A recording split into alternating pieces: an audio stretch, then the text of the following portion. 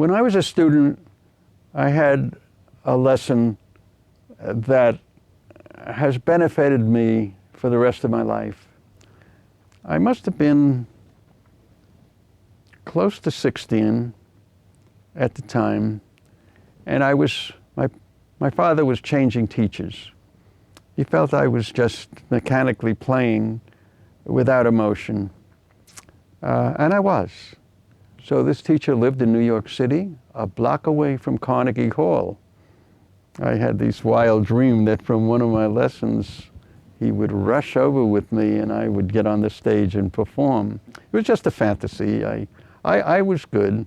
I was a good pianist, but I didn't have any heart. I didn't have any emotion. I looked at it as I did the way I played sports. What was important was how fast you could run. Well, I translated that into how fast can I play? I can play faster than you. Yeah. Want a race? We'll play the C major scale. And literally, that's the way I approached it. I could play quickly. And I had good hands, I had good technique, and I played, but it was emotionless. And so when I went to this new teacher, his name was Henry Levine, he was a concert pianist of some note. I went to a studio and it was, I said, 58th Street. My mother came with me. I sat at the piano and he sat in a chair and he said, "What would you like to play for me?" And I said, well, I was thinking, which is the fast piece I can play? See, when you play fast, you can cover up your mistakes. I would know when I made a mistake, and my mother would know. And she'd always click her tongue when I made a mistake.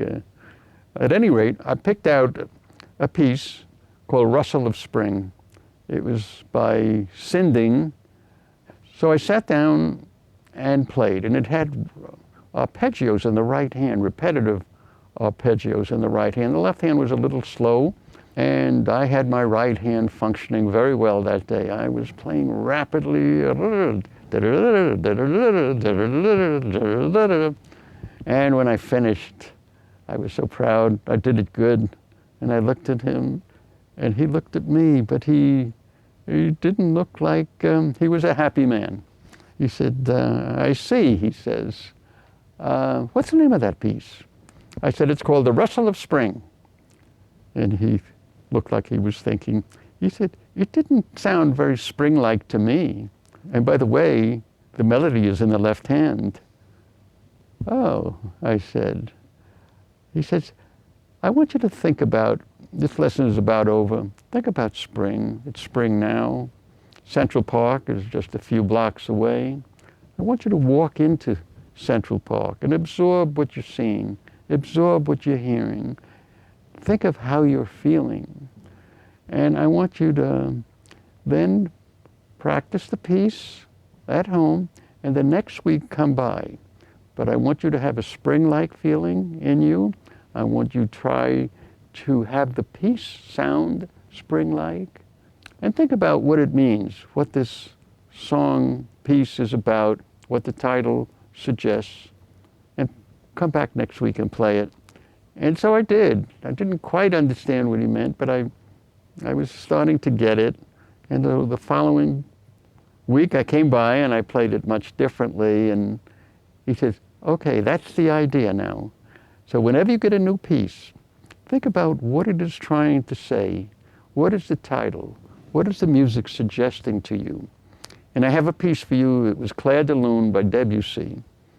It's By the Light of the Moon. I want you to go out at night. Look at the moon in the sky. Look at the sky. Look at the trees. Hear the birds. Get a feeling of spring in you. And when you play, have it permeate your body. You know, don't sit rigidly. It's spring-like. It's sad but nice. And you know, when you play, bend into it and kind of feel at one with the piano. And he played it for me. And he would close his eyes, he would go back and forth, his head would be moving. I never saw anyone play like that before. And I said, okay, I'll give it a try. And as luck would have it, there was a party scheduled that I was invited to. And as the kids knew, I played the piano. Every once in a while, they would ask me to play, and I would play, and everybody seemed to enjoy it. But now Claire de Lune came up and during that week, and so I went to the party, and they asked me to play again, and I said, why don't I play like Henry played? I'll play Claire de Lune, and I'll close my eyes, and my body will weave, and I'll act very affected. And so I did.